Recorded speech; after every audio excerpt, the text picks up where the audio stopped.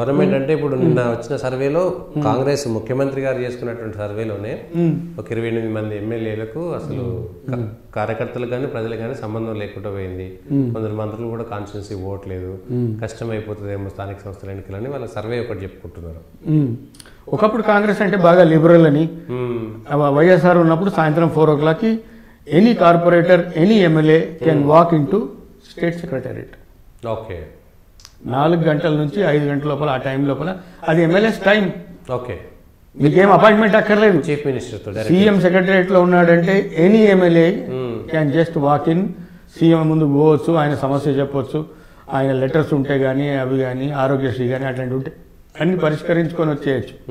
ఇప్పుడు అట్లా లేదు, ఇప్పుడు ఇంటికి పోవాలి. ఓకే, ఇక్కడ ఆఫీస్ కడతామన్నారు, అక్కడ ఆఫీస్ కడతామన్నారు, అవేదో చూసారు, సర్వేలు చేశారు, ఎక్కడ ఆఫీస్ కట్టట్లేదు. జూబ్లీహిల్స్ జనాలు బాధపడుతున్నారు, చుట్టుపక్కల ఉన్న వాళ్ళంతా. ఈయన ఎప్పుడు ఎక్కడికన్నా క్వార్టర్స్లోకి పోతాడా, ఈ గల్లీలో ఇదంతా తలనొప్పి మాకు అన్నట్టుగా బ్యారికేడ్లతోని దాంతో దీంతో మూమెంట్. సీఎం వెళ్ళిపోయేదాకా నువ్వు నేను మళ్ళీ అక్కడ పక్కన ఇంట్లోకి ఉంటే కనుక మనం బయటికి రాలేదు, అదొక తలనొప్పి వాళ్ళకి. ఇప్పుడు ప్రతి కలిసినోడల్లా కలవాల్సినోడల్లా ఆయన ఇంటికి పోవాలి. ఇప్పుడు సినిమాలలో అల్లు అర్జున్ సమస్య వచ్చినప్పుడు ఈ బెనిఫిట్ షోలు ఉండవు, టికెట్ల ధర పెంచేది లేదు, అవుట్పుట్ అన్నారు. ఇప్పుడు కొత్త సినిమాలు అన్నిటికీ ఇచ్చి పడేసారు. ఏంటి నీ నిబద్ధత, నీ మాట ఏంటి? ముఖ్యమంత్రి గారు కాదు, ఎమ్మెల్యేలే అందుబాటులో లేరు ప్రజలకి, కార్యకర్తలకు అనేటువంటిది సర్వే. ఉండొచ్చు, ఎవడి పనిలో వాడు హడావుడిగా ఉండొచ్చు. ల్యాండ్స్, పర్మిషన్లు, జిహెచ్ఎంసీ. అసలు ఆ జిహెచ్ఎంసీ వాళ్ళు పనిచేస్తున్నారా? ఓన్లీ ఆ బిల్డింగ్ల దగ్గరికి పోయి డబ్బులు వసూలు చేయడం జరుగుతుంది. ఎవడు పడితే వాడు ఇష్టం వచ్చినట్టు బిల్డింగ్లు left, right and centre road మీద కట్టి పడిస్తున్నాడు. ఎవడు అడిగలేడు, కంప్లైంట్ చేస్తే కూడా ఎవడు పట్టించుకునేటోడు. డ్రైనేజీలు నిండిపోతున్నాయి, ఎవడు తీసేవాడు లేడు. ఇంతకుముందు ఒక కంప్లైంట్ ఇస్తే టక్ మనం వచ్చి చేయాల్సిందే, ఆ కంప్లైంట్ అటెండ్ చేయాల్సిందే. డైల్ 100 లాగా ఉండేది అది కూడా. నువ్వు ఆన్లైన్ కంప్లైంట్ చేస్తే వాడు వచ్చి అటెండ్ అయ్యి కొన్ని డబ్బులు తీసుకుంటే చేసేవాడు. ఇప్పుడు వచ్చేవాడు లేడు, ఏం లేదు, ప్రైవేట్ వాళ్ళతో చేయించుకోవాల్సిందే. ఎవరికి అకౌంటబిలిటీ లేకుండా పోయింది కాంగ్రెస్ గవర్నమెంట్లో. ఎవరు అకౌంటబుల్గా పనిచేస్తున్నారో ఎవరికి ఏమీ తెలియని పరిస్థితి. ఇంత ఒక ఏడాది లోపలనే జనాలంతా ఏడాది లోపల ఎందుకు, 2వ రోజే అన్నారు. ఇది ఎక్కువ రోజులు ఉండే గవర్నమెంట్ కాదు. రేవంత్ రెడ్డి రేపు పోతాడో ఎల్లుండి పోతాడో, వాళ్ళకి అండర్స్టాండింగ్ లేదు, అంత లుకలుకలుగా ఉన్నాయని ఆ రోజు నుంచి ప్రచారం ఉంది. పాపం ఈయన ఎట్లనో కింద మీద పడి నెట్టుకొని అయితే వస్తున్నాడు. కొంతమంది 5 సంవత్సరాలు ఉంటున్నారు, కొంతమంది సంవత్సరం తర్వాత వెళ్ళిపోతాడని చెప్తున్నారు. అయితే నా ఉద్దేశంలో అయితే కాంగ్రెస్ మినిస్టర్స్ కానీ కాంగ్రెస్ ఎమ్మెల్యేస్ కానీ మార్పు కావాలి. 1 year తర్వాత వాళ్ళకి అసలు ఇక తట్టుకోలేరు వాళ్ళు. కొత్త మళ్ళీ మార్పు కావాల్సిందే, మళ్ళీ కొంతమంది మినిస్టర్లు మారాల్సిందే, ఆశావాహులు ఉంటారు, అవన్నీ మార్పులు చేర్పులు ఉంటాయి.